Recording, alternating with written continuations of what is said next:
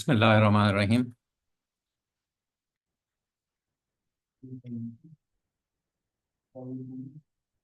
अच्छा, ये प्रेजेंटेशन जो है ज़रा आज छोटी हो कर दी है। सो एज के प्रेजेंटेशन है आज की बाइपोलर डिसऑर्डर। बाइपोलर इसे कहते क्यों हैं? सबसे पहले तो ये वाइटल फैक्टर है। पोल्स होते हैं नॉर्थ और साउथ या लेफ्ट और right.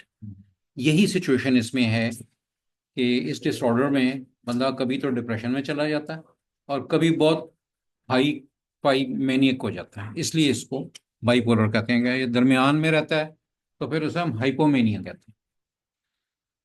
It's also known as maniac depressive illness, results in pathological mood swings from mania to depression. Pathological means that there is definitely a disorder.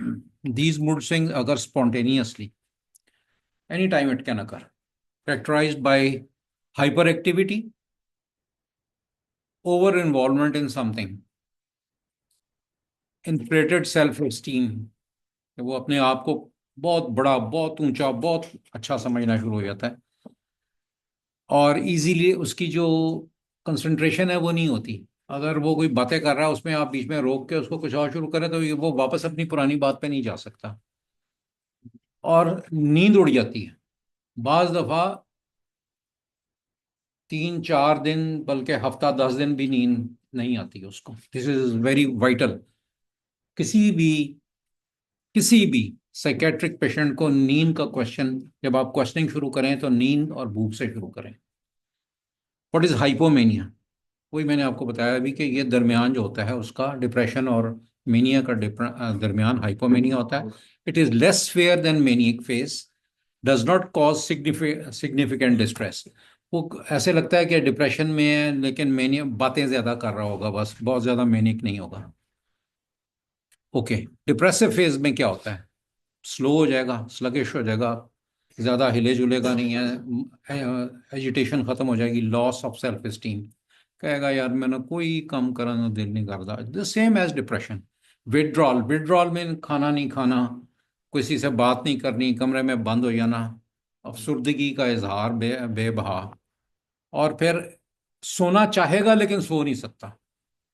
और फिर ऐसे बंदे ज्यादातर सुसाइड कर लेते हैं, ये जो बाइपोलर होते हैं। Epidemiology overall affects men and women equally. Affects about 1% of adults in US. Now this is an old lecture, 2009, 2009. This is a short one. Actually, I prepared another one because of the time I have reduced this one to this one. Now it is believed that in USA, the bipolar disorder is 62%. 62%. And in our society, एक मुख्तसर सी बात, सबर खत्म हो जाता बंदे च, ਉਹਨੂੰ ਬਾਈਪੋਲਰ ਕਹਿੰਦੇ ਨੇ। ਹੁਣ ਦੇਖ ਲਓਗੇ ਕਿੰਨੇ ਜੋ ਸਬਰ ਮੁੱਕਿਆ ਹੈ। ਕੋਈ ਮਤਲਬ ਹੈ ਕਿਸੇ ਸੂਰਤ ਗੱਲ ਸੁਣੋ, ਬੱਚੇ ਵੀ ਉਹਨਾਂ ਦਾ ਇਹ ਹਾਲ ਹੋ ਗਿਆ ਕਿ ਉਹ ਗੱਲ ਨਹੀਂ ਸੁਣਨ ਨੂੰ ਤਿਆਰ। 90% जा रहा है इस साइड पे। You are right. हम इसको जो है, हम इसको असल में स्टेटिस्टिक नहीं इकट्ठी कर सकते, पॉसिबल नहीं है, इसलिए हम इसको to be on the safe side it is 60%। In all races it is there. Is no difference between the races. More pronounced between the teenagers till early 20s। फिर थोड़ी थोड़ी अकल आ जाती है, फिर अपनी जड़ी है वो चक चक बंद कर देने, थोड़ी कर देने। Types of bipolar disorder: bipolar 1 and bipolar 2। Bipolar, what is bipolar 1? More time in depressed state, ज्यादातर डिप्रेशन विच ही रहंदे ने और ਉਹਦੇ ਵਿੱਚ नॉर्मल फेज भी आ जाते हैं। बाइपोलर 2 ज्यादा, बाइपोलर मेनिक ज्यादा होंगे ने। Long episodes of depression and occasional hypomania. Hypomania थोड़ा होगा और मेनिया ज्यादा होगा, और कोई ये टाइम लिमिटेशन नहीं है मेनिया, हाइपोमेनिया और डिप्रेशन की during the bipolar disorder. What are the types? The other one is, the first one was bipolar 1, 2, and now is cyclothymia. cyclothymia. Cyclo means cycling of the mania. Many episodes of hypomania and with depression are cyclothymia. Mixed states, depression and the mania at the same time. बातें करेंगे, जोर जोर से ऊंची ऊंची बोलेंगे और फिर चुप करके खामोश होके कबूतर की तरह बैठ जाएंगे. ये मैंने कबूतर इसलिए चूज किया है कि मेरा प्रोफेसर भी यही करता था इंग्लैंड में. वो उसका घर था वो ट्रिफाल्गर स्क्वायर के पास. तो वो कबूतर बहुत होते हैं वहां पे, तो वो उसे कबूतरों की मिसाल दे रहा था कभी कभी. रैपिड साइकिलिंग क्या है कि अगर एक ईयर में 3 दफा से ज्यादा उसको मेनिक अटैक्स होते हैं, that is known as rapid cycler. 4 or more episodes sometime we but we take 3 in our situation, not the American situation.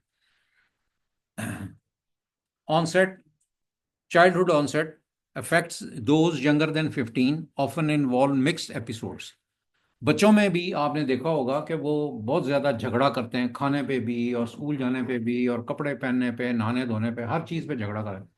That is specifically childhood bipolar disorder.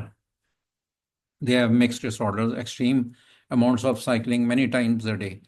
बाज बच्चे होते हैं वो ज्यादातर दिन में वो झगड़ा करना और परेशानी क्रिएट करना माँ बाप के लिए.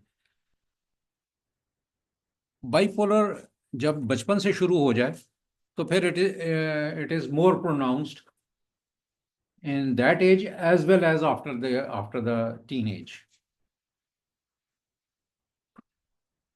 इसको एक मुख्तसर सी बात के जिनके माँ बाप को मेनिया होता है उनको बच्चों को भी हो जाता है. Okay. Serotonin, what is low level can set off impulsive and aggressive behaviors like in depression. Low levels can also lead to inability or to handle powerful emotions. Serotonin जो होती है ये बेसिकली हमें हमारी जो मेनिया और तेजी जो होती है उसको बागे खींच के रखती है, उसको काबू करके रखती है. जब ये कम हो जाएगी तो फिर ये प्रॉब्लम क्रिएट हो जाएगी. This is the PET scan for serotonin. The healthy subject is showing the serotonin in the brain, and the person with the depressive episode shows slight impressions of serotonin. Okay. We jump to the treatment because this is the most vital for you.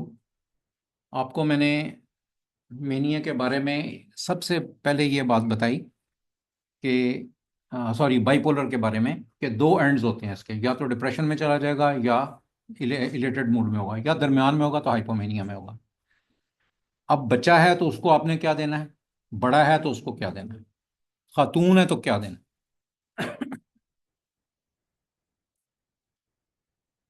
ये lithium जो है, this was used, now it is not used at all.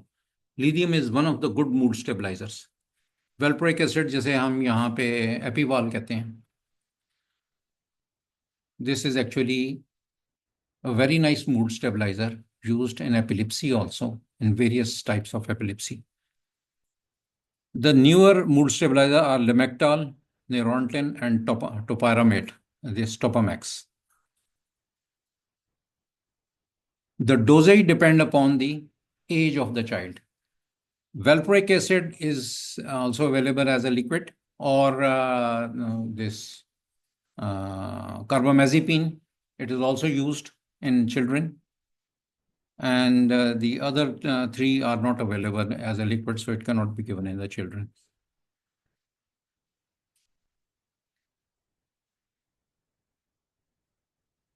These old mood stabilizers worked very slowly.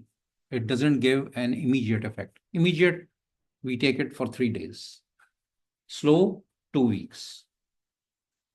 So there were many side effects of the older ones, this valproic acid and the lithium. The main were nausea, vomiting, weight gain, hair loss, and the loss of the mood, balance नहीं रहता mood का, mainly they stay in the depressed mood. And joint pain with lithium is very common.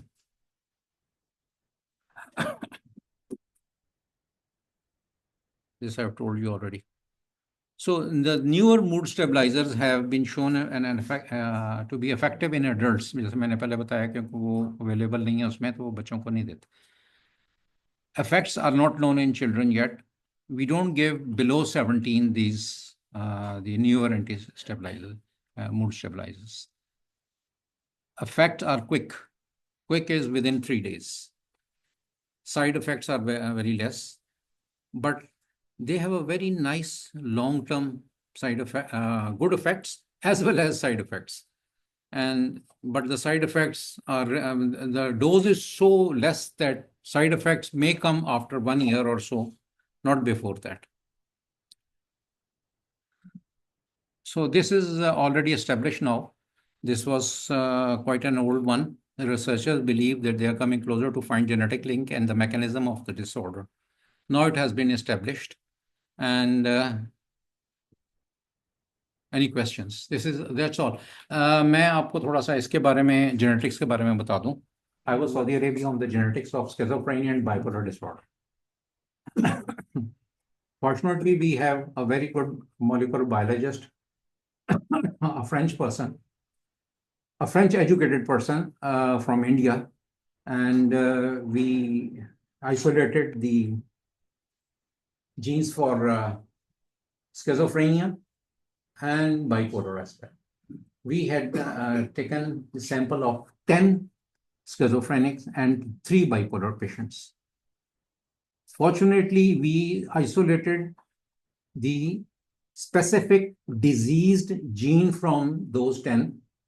But to my amazement, all genes were not from the same genome. It was different genes in different people. All 10 were different. And we were struck up because this genetic study is only being done in USA.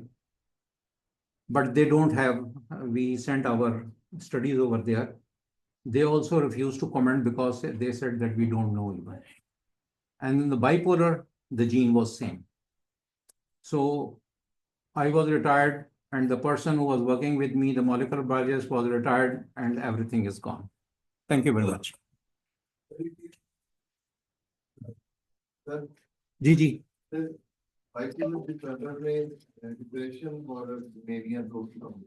इधर आए, आवाज नहीं आ रही आपने. Depression और अलैदा और anxiety जब हम डिस्कस करते हैं और बाइपोलर को जब हम कॉम्बिनेशन में डिस्कस, फर्क क्या है सर? मैंने आपको इसलिए पहले दिन डिप्रेशन और एंजाइटी बताया था. अगर आपने वो लेक्चर अटेंड नहीं किया था तो वो मैंने वो इसलिए पहले वहां से स्टार्ट किया था. डिप्रेशन तमाम डिसऑर्डर्स में आएगी, तमाम डिसऑर्डर्स में डिप्रेशन आएगी, स्किज़ोफ्रेनिया में, ओसीडी में, बाइपोलर में, मूड डिसऑर्डर में. तो इसलिए ये सिचुएशन ऐसी है कि डिप्रेशन को हर वक्त माइंड में रखना है और डोपामीन को माइंड में रखना. अच्छा, ये क्वेश्चन मैंने करना है कि डोपामीन आप बड़ी सुनी होगी आपने, तो आती कहाँ से ब्रेन? हाँ जी, नहीं, ये न्यूक्लियस ट्रैफी आपने सुना होगा, मिड ब्रेन में होता है, वहां से इवॉल्व होती है. और सारी गेम साइकेट्री की डोपामीन सेरोटोनिन पे. तो अल्लाह से दुआ करें कि हमारी कायम रहे. कंप्यूटर का आपने बताना था. हाँ जी, कंप्यूटर बोटॉक्स. हाँ, नहीं, बोटॉक्स का नहीं, मैं वो कोई और बात बताने लगा था. वो उसको क्वेश्चन किया. हाँ, बोटॉक्स में तो मैं उनसे क्वेश्चन बता देता हूँ जवाब. अगर वो ये है कि बोटॉक्स किसी वजह से मैंने यूज की कहीं पे, बहुत जगह पे, पेन के लिए. जैसे डॉक्टर साहब ने बताया, ये एक डॉक्टर साहब है सदर में, वो भी बहुत ज्यादा यूज करते हैं, पता नहीं क्या नाम है उनका. तो Botox has a very good effect on any muscle pain, not this one only. आपने नाइट क्रैम्प्स बड़े कॉमन सुने होंगे. क्या करते हैं उसको? कोई इलाज नहीं सिवाय बोटॉक्स. इंसर्शन और उसके ओरिजिन पे Botox, that is the best one. Actually मुझे था, तो मैंने इसको बड़ी डिटेल से पढ़ा और फिर मैंने खुद लगाया अपने बोटॉक्स, तो मैं फिर मुझे इससे रिलीफ हुआ। फिर मैंने ये लोगों को भी लगाया और very good and excellent results with Botox and specially night crimes. Thank you thank doctor साहब ने जो सवाल किया था बोटॉक्स का, कोई नेक पेन में उसका क्या रोल है, स्पेशली जो है ये जो टॉर्टिकोलिस में, उसमें ये होता है कि क्योंकि ये जो स्टर्नोक्लीडोमास्टाइड मसल जो है ना, इसकी आपने ओरिजिन ऑफ इंसेप्शन में लगाना है, तो बोटॉक्स करता क्या है, ये रिलैक्स कर देता है। हाँ, तो वो रिलैक्स होने से आपने लोकल लगाना है, वो इंसुलिन सिरिंज के साथ लगाया जाता है, और ये लोकल लगाने से वो जो जहां जहां लगाएंगे तो वो सारा एरिया जो है ना वो रिलैक्स हो जाता है। उससे खुद खुद वो जो एकदम खिंची जैसे हुई होती है ना गर्दन, बोटॉक्स लगाने से वो उसी वक्त रिजल्ट आता है और वो गर्दन सीधी हो जाती है। टॉर्टिकोलिस में ड्रग ऑफ चॉइस। अब मैं कंक्लूडिंग रिमार्क्स के लिए अपने रेजिडेंट डॉक्टर तारिक महमूद मियां साहब से कहूंगा कि वो आगे आगे करें। बिस्मिल्लाहिर्रहमानिर्रहीम। एज यूजुअल दोनों ही प्रेजेंटेशन इस लिहाज से अच्छी हैं कि इन्होंने फैमिली फिजिशियन लेवल पे जो हमें ज़रूरत है उसके मुताबिक वो दी। बस एक दो चीज़ें मैं कुछ नई पढ़ी थी तो मैंने कहा आपसे शेयर करूं। एक रिसर्च पढ़ी कि एक लड़का है 22-24 साल का, उसको हार्ट अटैक होता है, और हार्ट अटैक होता है तो वो हर रिवाइव कर जाता है। तो वो देखते हैं कि ना उसकी कोई फैमिली हिस्ट्री है, ना वो डायबिटिक है, ना हाइपरटेंसिव है, ना स्मोकर है, और जितने भी रिस्क फैक्टर हैं उसमें से कोई भी नहीं उसमें। उन्होंने देखा कि यार ये फिर वजह क्या बनी, क्यों हार्ट अटैक हुआ। उन्होंने उसकी फिर जेनेटिक स्टडी की। उन्होंने देखा कि एजेस जो होती है ना, बंदे की जो उम्र है वो दो किस्म की होती है। एक आपकी फिजिकल एज है, यानी जहां से आपकी डेट ऑफ बर्थ से लेके अब तक वो आपकी फिजिकल एज है। एक जेनेटिक एज है, और जेनेटिक एज जो है वो बढ़ भी सकती है और वो कम भी हो सकती है। स्ट्रेस जो है वो आपकी जेनेटिक एज को खराब करता है, बढ़ाता है। आपका गलत खुराक जो है वो उसको खराब करती है। उसके अलावा आपके नींद प्रॉपर ना होना वो उसको खराब करती है। तो जब उन्होंने उस लड़के की जेनेटिक एज निकाली, दैट वाज 80। ठीक है जी। तो इसलिए, और कुछ लोग वो 60-70 साल के होते हैं लेकिन उनकी जेनेटिक एज 40 की होती है। क्यों होती है कि वो अपने आप को वो अच्छे माहौल में, और एक और चीज उन्होंने कहा कि ऐसे दोस्त चुने जो आपको एनकरेज करने वाले हों, नेगेटिव लोगों से प्रेज करें। जो आपको हर वक्त क्रिटिसाइज करते हैं कि आपने ये नहीं किया, ये नहीं किया, और यार उसमें कोई खूबियां भी होंगी, आप किसी की खूबियों को बयान करें, उसको एनकरेज करें।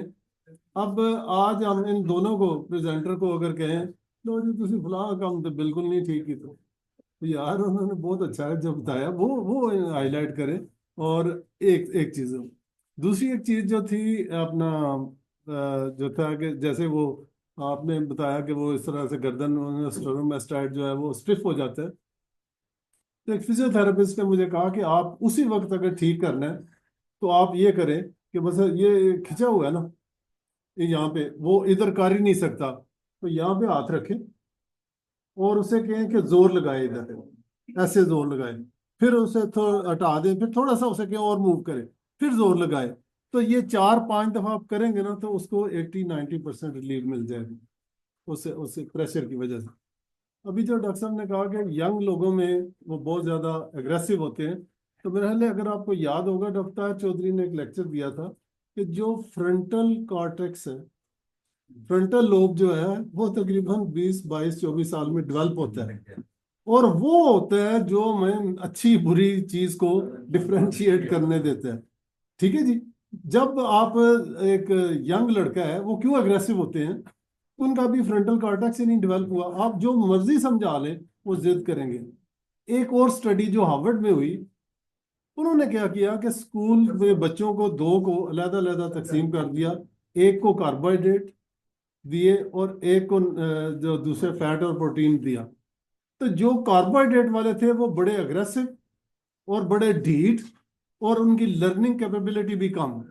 तो जो प्रोटीन और उसमें थे फैट पे, उनकी दोनों ही चीजें, सारी चीजें बहुत बेहतर थी। उन्होंने कहा कि कहीं ये कुदरती तौर पे ना हो, ये अच्छे बच्चे हों, ये शैतान हो। उन्होंने फिर रिवर्स किया, उनकी डाइट को रिवर्स किया। तो ऑनेस्टली मतलब ये देखें कि ये चीजें हमने कभी आज तक खुराक के बारे में, जब तक ये हमने मेटाबॉलिक क्लासेस नहीं शुरू की, खुराक को कभी अहमियत ही नहीं दी। हम क्या करते हैं कि बच्चा पैदा हुआ, 5 ml का एक चम्मच जो छोटा चाय वाला होता है उसके बराबर उसका मैदा था, कोलेस्ट्रॉल जाना चाहिए था, हमने फीडर दिया, वो कम से कम 20-30 ml का फीडर दे दिया, वो मैदा जनाब फूल गया। अब क्या है कि अल्लाह ताला ने जो दूध माँ का दिया हुआ है वो तो उस छोटे मैदे के मुताबिक दिया था। तो लोग अक्सर माएँ आपके पास आती होंगी और नहीं जी ਉਹਦਾ पेट नहीं भरता, क्या करिए सानू फीडर देना पैंदा है। भाई पेट क्यों नहीं भरता? जब तक स्टमक वाल स्ट्रेच नहीं होगी तो वो स्टार्टी नहीं होगी, तो स्टमक को तो आपने बढ़ा दिया। अब माँ का दूध थोड़ा थोड़ा जाएगा तो भूखा रहेगा बच्चा। ठीक है जी, इसलिए ये चंद एक टिप्स हैं। तो मेरा ख्याल है कि हमें अपने पेशेंट्स के ऊपर अच्छा एक पेन, कार्बोहाइड्रेट जो है वो सबसे ज्यादा प्रो इन्फ्लामेटरी है कार्बोहाइड्रेट्स। अगर हम कार्बोहाइड्रेट्स, मैंने माइग्रेन के एक बेशुमार पेशेंट जो कि हर हफ्ते मेरे पास आए होते थे और बेचारे तड़प रहे होते थे, उनके कार्ब बंद किए हैं। अब वो 6-6 महीने हो गए हैं, हार्डली कभी आए। तो ये आप, ये चंद एक टिप्स है। मेरा ख्याल है कि आप भी जो जो अपनी प्रैक्टिस में चीजें देखें, हम आपस में शेयर करें तो हम पेशेंट का बहुत ज्यादा बेनिफिट कर सकते हैं। कल आसिफ, वो कल कहाँ पे है? LCI की कल कहाँ पे मीटिंग है? अवारी में। जी, कल अवारी में 2:30 बजे उस पे बड़ी अच्छी डाइट के बारे में ही है और विटामिन के बारे में। तो आप सारे इनवाइटेड हैं, कल वहाँ पे आए। LCI की तरफ से मीटिंग है। तो बाकी इंशाल्लाह ये है कि हमने कॉन्फ्रेंस अपनी जो हैदराबाद वाली वो अप्रैल के लास्ट वीक में कर दी है। तो आप तैयार रहें, इंशाल्लाह आपको लेके चलें। Thank you so much.